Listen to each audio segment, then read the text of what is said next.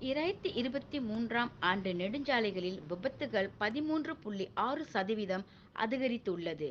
2023ஆம் ஆண்டில் முக்கிய நெடுஞ்சாலைகளில் 23,216 சாலை விபத்துகள் பதிவாகியுள்ளன. இது முந்தைய ஆண்டில் 20,444 வழக்குகளுடன் ஒப்பிடுகையில் 13.6% அதிகமாகும்.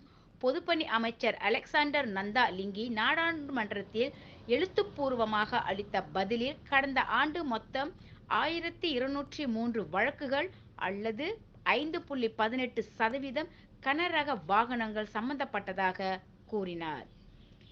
2022ஆம் ஆண்டோடு ஒப்பிடுகையில் இது சதவீத அடிப்படையில் சிறிது குறைவாகும். இதில் 1,171 வழக்குகள் லாரிகள் மற்றும் பிற கன வாகனங்கள் சம்பந்தப்பட்ட சாலை விபத்துகளில் 5.73% ஆகும். நெடுஞ்சாலைகளில் போக்குவரத்தில் 10.4% அதிகரிப்பு உள்ளது.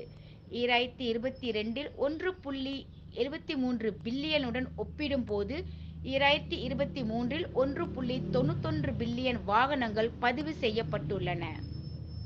மலேசிய நெடுஞ்சாலைகள் ஆணையத்தால் நிர்ணயிக்கப்பட்ட மலேசிய நெடுஞ்சாலை சாலை விபத்து பகுப்பாய்வு தர அளவு அமைப்பிலிருந்து தரவை நந்தா மேற்கோள் காட்டினார். கடந்த வருடம் நாள் முழுவதும் 5,98,635 சாலை விபத்துகள் இடம்பெற்றுள்ளதாகவும் 12,417 பேர் உயிர் இழந்துள்ளதாகவும் காவல்துறையினர் தெரிவித்தனர். சிலாங்கூரில் அதிக சாலை விபத்துகளில் 2,092, அதைத் தொடர்ந்து ஜொஹோர் 2,010 மற்றும் பேராவில் 1,321 இறப்புகள் பதிவாகியுள்ளன என குறிப்பிட்டார்.